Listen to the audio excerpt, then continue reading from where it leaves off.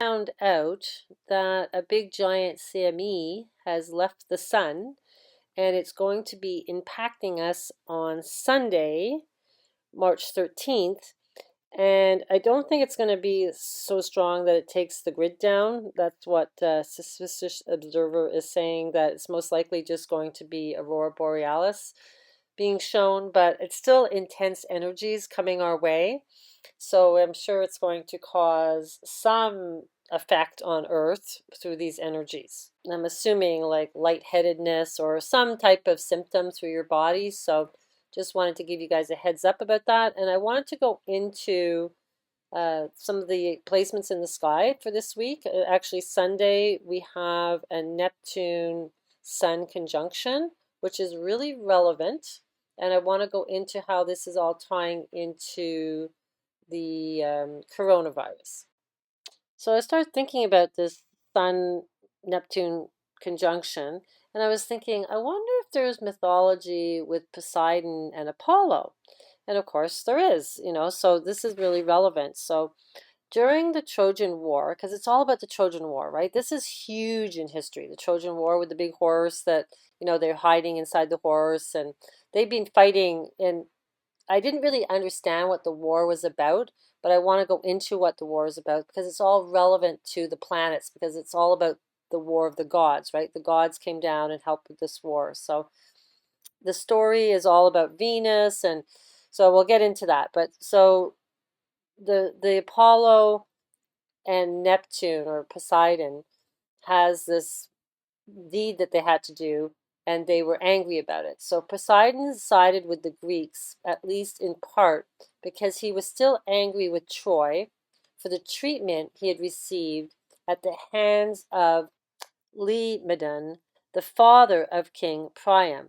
Apollo, which is the sun, and Poseidon, which is Neptune, were contracted by Laomedon to build walls around the city. The two gods agreed to perform this manual labor either because they wanted to test him or because Zeus had decreed, as punishment for rebellion of which they had both been part of, that they work at Laomedon for a year. In any case, at the end of the year, Laomedon would not pay them and even threatened to sell them as slaves. So Apollo responded by sending a plague, and Poseidon sent a sea monster to terrorize them. Apollo, apparently, did not hold a grudge, since he always favored the Trojans, but Poseidon sided with the Greeks in the Trojan War. Despite favoring the Greeks, however, Poseidon, like Athena, was quickly angered by the less than perfect behavior of the victorious Greeks. Poseidon helped Athena punish the lesser Ajax for his rape of Cassandra during the sack of Troy, and he kept Odysseus from his home for 10 years to punish the hero for blinding his son, Polyphemus. Now, Polyphemus was a cyclop, and Odysseus ended up taking one of his eyes, right? So the whole thing with Odysseus was he had to go through a whole bunch of labors, a little bit like Hercules. There's a whole story about him. Maybe I'll do it in another video. But the whole 10 years was because he would get his ship up to where he needed to go, and then Poseidon would blow him back to his original um, starting point, and so that he had to keep repeating this journey to try to get back to his home. So Poseidon didn't like him because he had blinded his son, took one eye. So there's revenge. Poseidon has revenge, right? Now the reason that he was being slaved for and having to build this wall with Apollo was because they tried to overthrow Zeus. Now Zeus is Neptune's father. So Jupiter is Neptune's father, and we have this Jupiter-Neptune conjunction coming up in April 12th, right? It hasn't happened for 166 years, and it's happening in their house that they both rule together. So it's father and son in the spiritual house. So you see, this is really important, okay? Because it's like it's really tying into Christianity if you see it in the same theme. So, so he got punished from Zeus. So Zeus, helps the Trojans, and Neptune, Poseidon, helps the Greeks, and they go into this Trojan War. And Apollo helps the Trojans as well. So we know Apollo sets off a plague. Now, in 2020, on March 8th, we had this Sun-Neptune conjunction like we're having, in a few days. So this was where the plague, this is where coronavirus started, was all to do with this story. Okay, so their coronavirus starts, 3 days later, they announce it with their World Health Organization. And then I think Trump created the Emergency Act on March 13th, which is when we have the Sun-Neptune conjunction this year. 2 years later, now it's on March 13th. In 2020, it happened on March 8th. So Poseidon, who's Neptune, he's also known as the earth shaker and the horse god, right? And his symbols is the trident and the bull. So he ties into the whole labyrinth. I didn't know this. The whole labyrinth is all part of Poseidon's story. And the labyrinth being in Taurus, which is to do with the bull. That's where the bull lives. That's Taurus is the bull. And that is when we have this blood moon happening on May 15th, and the sun is in Taurus when the blood moon is happening in Libra. So it's really loaded this year. It's like I'm trying to keep up with it all, but I didn't know that the Minotaur was I maybe I mentioned it before, but I have kind of forgotten about it, that it was all tied into Neptune with the bull. So Poseidon is also the storm god of the sea, right? So he's the earth shaker, the horse god, and the storm god. But here he's tied to the bull. So the Minotaur, which means Minos bull, was the son of Pasiphae, the wife of Minos, the king of Crete, and a large and handsome bull. Minos had asked Poseidon for a magnificent bull to sacrifice to him, and the god obliged, sending a handsome bull from the sea. However, so the handsome bull from the sea, that's Situs, right? That's the sea monster. It's like a bull in a way. It's a monster from the sea. So it's like that could be the bull, it's like the sea bull. So that's interesting. However, when Minos saw the bull, he refused to sacrifice it because it was so beautiful. So Poseidon, completely enraged, caused Minos' wife, Pasiphae, to lust after the bull. She convinced Daedalus, the famous engineer, to aid her in consummating her desire for the bull by making her a hollow wooden cow. Pasiphae then climbed into the cow and was able to mate with the bull. The result was a child who was half human and half bull. Minos then had Daedalus build a maze called the Labyrinth to house the Minotaur. So yeah, so there's the story of the whole labyrinth. But Neptune was upset. This is Poseidon's temple in Soyuyan. It's in Greece. Pretty cool, up on the hill there. This is how the Trojan War started. It arose from a sequence of events beginning with the quarrel between the goddess of Hera, which is like Juno, it's Zeus's wife, Athena, and Aphrodite, and Iris, the goddess of discord, which was not invited to the wedding of Peleus and Theseus, and so arrived bearing a gift, a golden apple, inscribed for the fairest. Each of the goddesses claimed to be the fairest and the rightful owner of the apple. They submitted the judgment to a shepherd they encountered tending his flock. Each of the goddesses promised the young man a boon in return for the favor: power, wisdom, or love. The youth, in fact, who was Paris, a Trojan prince who had been raised in the countryside, chose love and awarded the apple to Aphrodite.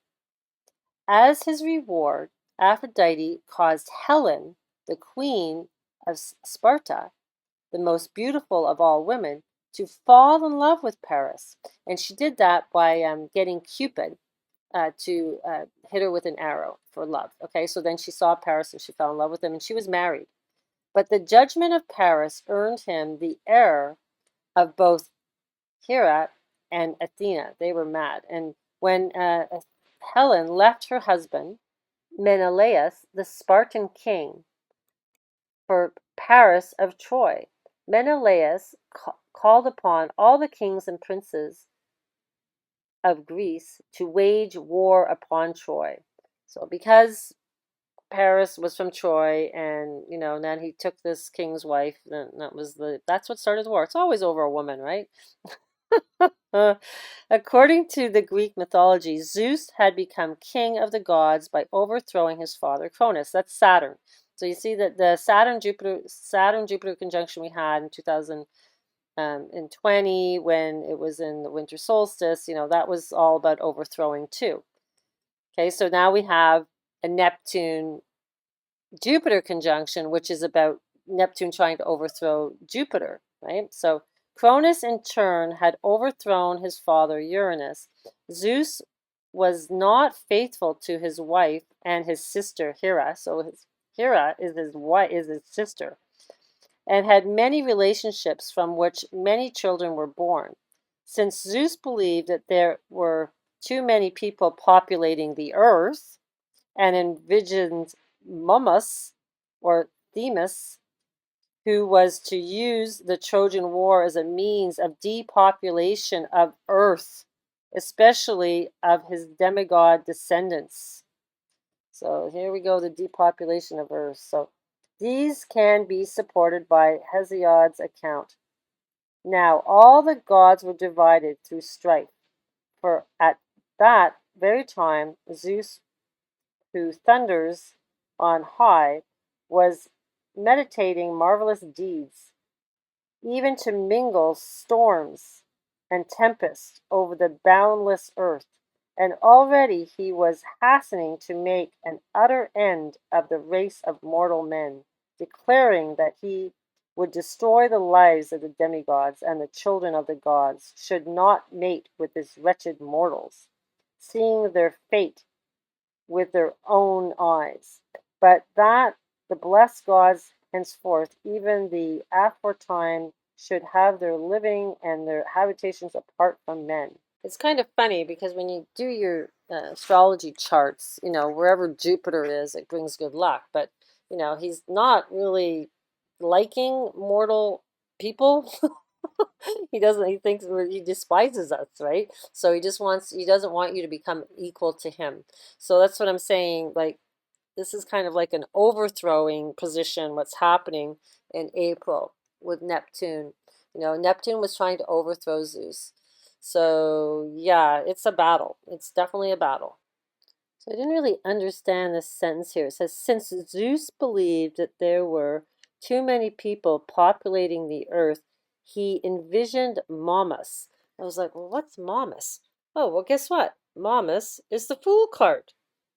I had no idea. So that's interesting because April 1st is April Fool's. So, very interesting. Poseidon and the Iliad. It all goes back to the Iliad. I know when, like a lot of shows you watch, they show the Iliad book. Like I know the 100 show, they showed it at the beginning when I think the first series there. Poseidon is the Greek god of the ocean, where he rules the kingdom while riding the chariot. Poseidon also often causes earthquakes by smashing the earth.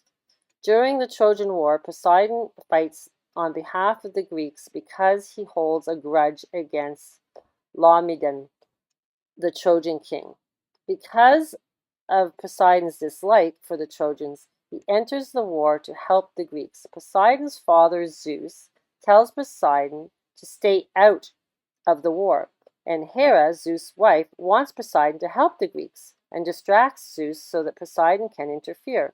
Poseidon initially helps the Greeks to push forward against the Trojans, but Zeus eventually finds out that Poseidon has interfered and sends another god, Apollo, to help Troy. This allows the Trojans to fight back against the Greek forces.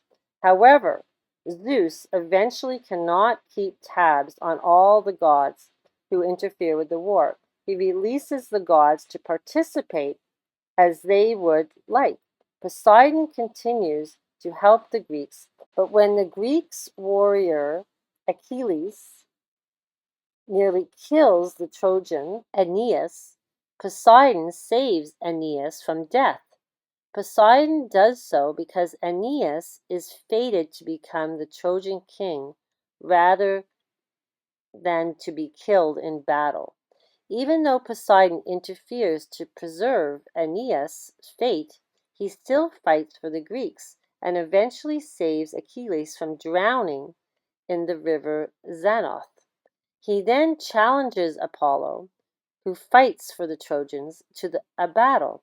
Poseidon is angered at Apollo because they were both sent by Zeus to work at Laomedon, and the Trojans for a year.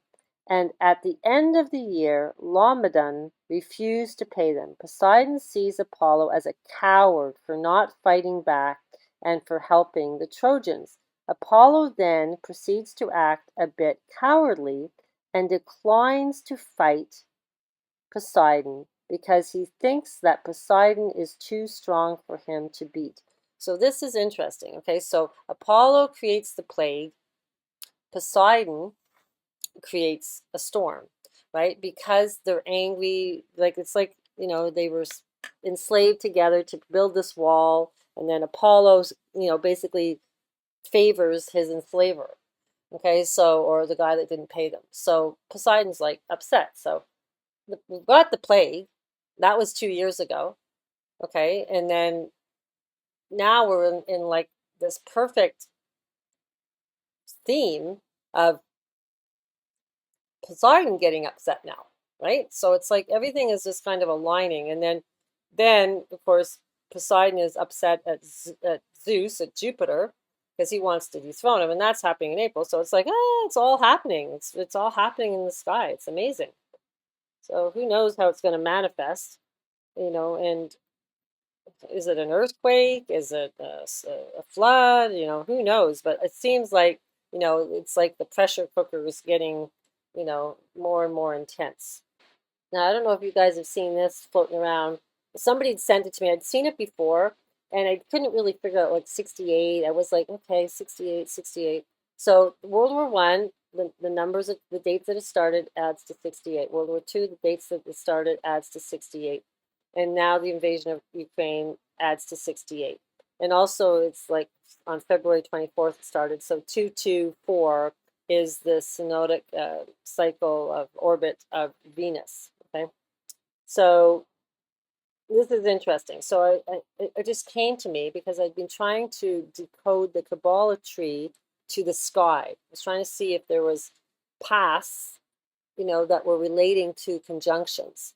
And then this came to me, and I'm like, oh my God, it's the 6 to 8 path on the Kabbalah tree. So the 6 to 8 path is the devil card. It runs from the sun, Apollo, to Mercury, which is the Hod. Okay, so you can see now that how they're lining all this. Okay, so now when you read on the path of the Kabbalah, it means the life force is in action.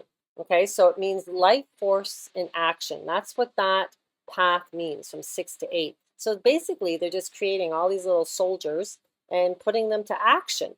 And that's what war means, right? It means our life force is getting put into action and they're fighting. So this is why it's all like tying in. So I'm just kind of like, whoa. So that's how they're using the Kabbalah trees. They're using it in past and they're aligning it to the conjunctions. This is like brilliant, right? It's like how perfect can it be, to kind of mastermind energy and also, relate it to the philosophy of each path. So we need a Sun-Mercury conjunction, right? For this to work out with the numerology for the war. Okay, the other is for Neptune's story going on. Like we got a couple of stories going on here all at the same time, right? So we got to kind of put all the players in their characters and see how they're all working out. So the next Sun Mercury conjunction, because they can happen quite often, because the Mercury moves with the Sun. But the next one we have is on April 1st and 2nd, around then. So it's like Fool's Day, right? It's April Fool's Day. And April 2nd, so we get the 224 again for Venus, is when we have a Chiron in conjunction with the Sun and Mercury. So what does that mean, right? So Mercury is a healer, yes, but he's also a little bit of he's Thoth, right? So he can be a trickster. He's also representing the mind, but he's also can be stressy. They can create stress when you have Mercury is Virgo in the sixth house, which can cause anxiety and stress. Now, Chiron is the wound. He's also the healer, but he gives you a wound that you have to work through. Now, this is all happening in Pisces, so it's a spiritual wound, right? To do with your mind, your voice, your healing ability, and Sun, the Apollo, who is like, brings plagues in the other story. But in this story, it's bringing the path that ties to war, the sixth to eighth path. Now, on April 4th, I can't pull up Chiron at the same time, but that, we're getting close to the Jupiter-Neptune conjunction. It's getting close because it's happening on April 11th. But then we also have a Saturn-Mars conjunction on April 4th. Okay, and so that, and the number 44 means death. So, it's a lot going on at the beginning of April. I think officially they say it's on the 5th, but to me, it's in the sky, it's matching on the 4th. So Odysseus and Ulysses are the same character. He just has two different names. And Odysseus, asteroid, is in Citus, the sea monster. So this is all happening like now, right? So this is all tying into, Neptune punishing him for taking the eye of his son. So having come to Ithaca, this is Odysseus, he drove away some of the cattle, and when Odysseus defended them, Telegonus wounded him with a spear he had in his hand, which was barbed with the spine of a stingray, and Odysseus died of the wound. That's how he's supposed to have died one way. There's another way as well. But, after he'd done his 10 years of being punished by Neptune, that was his final fate. A stingray is like a sea monster. So blissfully ignorant of Odysseus, and either ignorant or dismissive of the medieval account of which Ulysses is killed by Telegonus, son of the enchantress Circe, Dante invented an original version of the final chapter of Ulysses' life, a voyage beyond the boundaries of a known world, and ends in a shipwreck and death. However, the voyage itself may or may not have been implicated in Ulysses' damnation. So maybe he didn't die in the ship. So Becca sent me this. This is a new ship that's just been found. It's one of Captain Cook's ships. So this is off the coast of South Africa called the Endurance. So there you go. It's like, whoa, it's like everything's coming up from the sea. So it's all about the sea. Yeah, it's all about maritime law, but this is what it's all about. This is the story, and the sea is where all our memories are, because that's water holds memory. So, and the moon pulls on the sea and pulls our emotions, and because we're made of water. So Poseidon is a big character in all this, and he is the Christ consciousness in all of this. Pippi Longstockings, I am the sea and nobody owns me. right? So the whole thing with maritime law is that when you're on the ship and you're part of the crew, you have to, you know, still be under control of the Royal Navy, right, from the British. So this is all why Captain Cook is all tied into this and the whole thing with the mutiny of the Bounty and all that story, right? So you are the sea. You know, this is what we are. We are water. So it's like to be free, you have to be willing to hold on to that thought that you're not part of the control system. You're not part of the land. You're a being that came from the sea, right? So this is where Atlantis story comes in. Like we're really sea creatures because we're mostly water. You know, they have us controlled by land. Okay, so there's in the essence, you want to be with Neptune. So Odysseus had all these labors, right? But one of the most famous one was with the Sirens, trying to lure him off the ship and making him go down into the depths of the sea and basically drown him. So you want to be the ocean, like you want to be free as the ocean, but you don't want to be drowned by the ocean, right? So they're trying to drown him, and they have this beautiful voice. Now, they're now considered to be like mermaids, but in antiquity, they were like these flying bird women. Okay, so then they ended up turning them into mermaids later. But they're trying to drown you by you following their voices, and that's why Odysseus put wax in his ears so he wouldn't go crazy and get lured by them. So he also tied himself to the mast of the boat, and he wanted to untie the knots and go with them, but his crew members were like, "No, don't go, don't go." So, and then he had these giants throwing rocks at him. There's all these different labors that he had to go through. But he took 10 years trying to get to where he was going, right? And then Neptune kept like making him come back and he had to start again. So he had to go through all these different labors. So Tennyson did this famous poem for Ulysses. And so, come, my friends, 'tis not too late to seek a newer world, for my purpose holds to sail beyond the sunset, and thou. We are not now the strength which in the old days moved earth and heaven. That which we are, one equal temper of heroic hearts. Because he was the hero, right? He was going through all these labors, and he's kind of like Hercules in a way. He's like becomes the hero. So made weak by time and fate, but strong in will, to strive, to seek, to find, and not to yield. Because he just kept on his journey, like he never gave up, right? He got pushed back and he just kept on going. And then some of the way he ends, is that he just sails off into the sunset. Okay, there's all these different. They don't really know how he really dies. Like there's a stingray, there's a shipwreck, or he just sails off. That is very much like the path that we all have to choose, right? We either go down with the ship or we get stung by something, we won't say what that is. And or you just sail off into the sunset. So there's like this reference that we are him.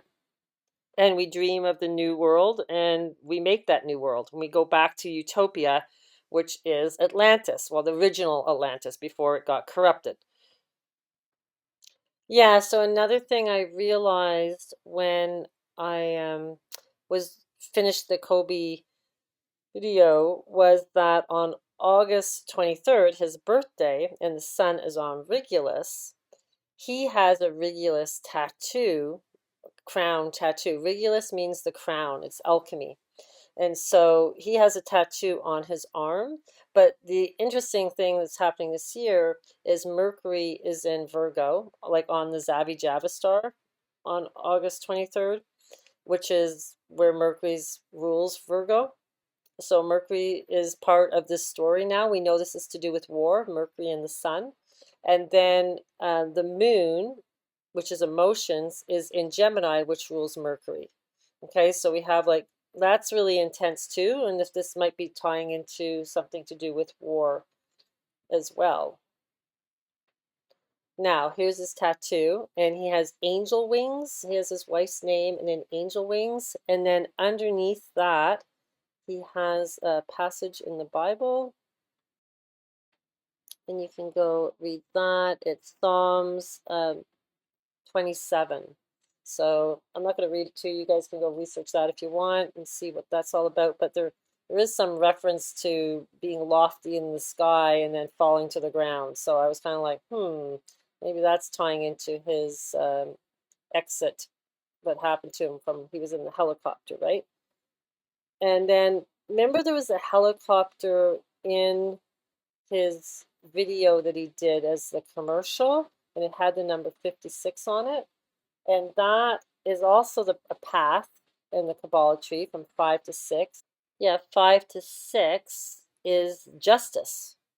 So interesting, it's all to do with justice because that's your liberation. And the interesting thing about Libra, it looks like, the death symbol for alchemy, but it's also the only constellation that is an object, right? And it's to do with balance, it's to do with Venus and love. So this is, we know this is a portal. So it's like a mechanical portal, right? It's like it's not an animal, it's not a human being, it's an object. So, and it has to do with weighing your heart. So yeah, I do think it's all coded, everything's all coded. It's ridiculous how it's all coded. But what's crazy is that August 23rd, and Becca sent me this, I was kind of blown away by this one. It's Remembrance Day for slavery, Slave Remembrance Day. Okay, so it's like, is that like we're going to rebel and not be the slaves anymore on August 23rd? Is that what it means? And you get to escape this realm? I don't know. Like, who knows? But all I know is the sky is crazy loaded this year. It's like, it's really intense. March and April are the heaviest months, and May are the heaviest months in the year. But, we do have this August date as well. And there's other dates, that I've talked about in the fall and stuff. So it's going to be exciting. I know it's a crazy movie out there right now. It's getting ridiculous, but inflation is insane. The gas prices here are almost $2 a liter. That's like almost like $8 a gallon in the United States. It's just crazy. And now we're able to, go places because the passport's supposed to be lifted, but nobody can afford to go anywhere because it's too expensive. So it's just, oh my God, they're messing with us good. But just keep on laughing, guys. That's all you can do. Take care. Bliss to you. If anybody's interested in helping support my information in my channel and keep me going here on this mission, I have different price ranges. You can get all your readings done for all your Saturn returns, or you can just have a ascension guide, which comes with a moon chart, which helps you know which days to stay with abstinence so that you can keep your seed and keep your Kundalini oil, so that you can keep getting information downloads by knowing, not to expel that energy. So anyhow, give me a shout. I know my email can be a little bit funky and it doesn't always get through, but you can always message me on Facebook. That's reliable, and Messenger. So I'm around, and if you don't hear back from me within a day or two, just message me again because I always answer my emails. Okay, so I'm not like, just avoiding talking to people. I'm always trying to answer everybody every day. So that is just a glitch what's going on with my emails. And some people get through no problem, but every once in a while there's somebody that has problems getting through to me, or they're not receiving my emails. So I don't know what's going on. It's just hopefully resolve when I get the new website up. So anyhow, that's about it. Take care, guys.